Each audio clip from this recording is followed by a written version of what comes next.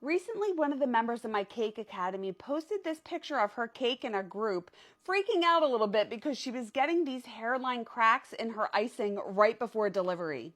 And unfortunately, with buttercream cakes, this is just something that can happen from time to time.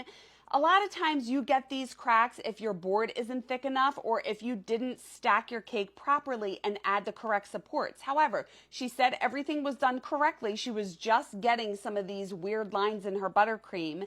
And I realized that there are certain things that I do with my tiered cakes especially to disguise this or to prevent this from happening.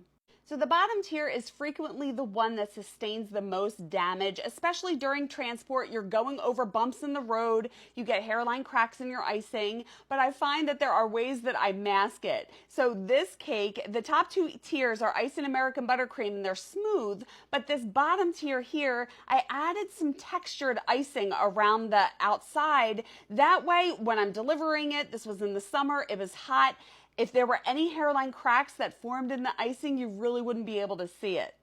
So I'm always trying to decorate the bottom tier. That way it can hide some of these issues. So you don't always have to do a textured buttercream. Another option is to do stenciling. You can use impression mats to add texture.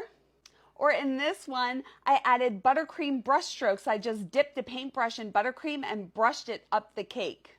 And if people are okay having fondant on their cake, I like to decorate with fondant, which really helps protect that bottom tier. So this one, the top two tiers are iced in buttercream, but this bottom tier is wrapped in fondant. And similarly, this cake, the top two tiers are buttercream, and this bottom tier is decorated with fondant stripes. Or if you want to, you could do something like these fondant ruffles. But I did this on the bottom half of that bottom tier to help mask any hairline cracks or any damage that could happen from transporting the cake.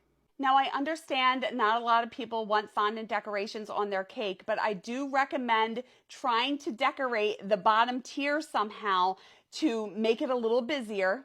That way the eye is not drawn to any imperfections in the cake.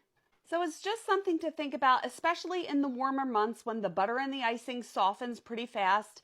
To protect your cake, at least protect the bottom tier by adding a little bit more decoration or decorating with fondant to help prevent these hairline cracks from being visible.